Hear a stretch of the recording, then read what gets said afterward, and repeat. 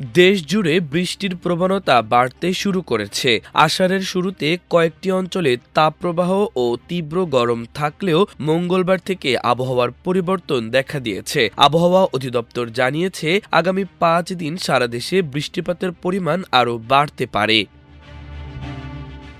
বুধবারের পূর্বাভাস অনুযায়ী চট্টগ্রাম ও সিলেট বিভাগের অনেক স্থানে এবং রংপুর, রাজশাহী, ঢাকা, ময়মনসিংহ, খুলনা ও বরিশাল বিভাগের কিছু এলাকায় দমকা হাওয়া ও বজ্রপাত সহ হালকা থেকে মাঝারি ধরনের বৃষ্টি হতে পারে। একই সঙ্গে দেশের কোথাও কোথাও মাঝারি থেকে ভারী বর্ষণেরও সম্ভাবনা রয়েছে। তবে দিন ও রাতের তাপমাত্রা প্রায় অপরিবর্তিত থাকতে পারে। এদিকে আবহাওয়া অধিদপ্তরের ঝড় সতর্কীকরণ কেন্দ্র জানিয়েছে, বুধবার দুপুরের মধ্যে রাজশাহী, পাবনা, যশোর, কুষ্টিয়া, খুলনা, ফরিদপুর, মাদারীপুর, বরিশাল, পটুয়াখালী, নোয়াখালী, কুমিল্লা, চট্টগ্রাম, টাঙ্গাইল, ময়মনসিংহ ও সিলেট অঞ্চলের ওপর দিয়ে ঘণ্টায় ৪৫ থেকে ৬০ কিলোমিটার বেগে দমকা বা ঝড়ো হাওয়া সহ বৃষ্টি কিংবা বজ্রবৃষ্টি হতে পারে। এ কারণে এসব এলাকার নদীবন্দরকে ১ নম্বর সতর্ক সংকেত দেখাতে বলা হয়েছে।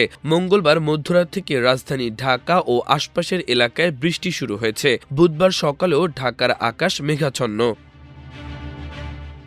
আবহাওয়া অধিদপ্তরের পূর্বাভাস অনুযায়ী দুপুর ১টা পর্যন্ত ঢাকা ও পার্শ্ববর্তী এলাকায় বৃষ্টির সঙ্গে বজ্রপাতের সম্ভাবনা রয়েছে। এ সময় দক্ষিণ অথবা দক্ষিণ পূর্ব দিক থেকে ঘণ্টায় ১০ থেকে ১৫ কিলোমিটার বেগে বাতাস বইতে পারে। এতে দিনের তাপমাত্রা সামান্য কমতে পারে।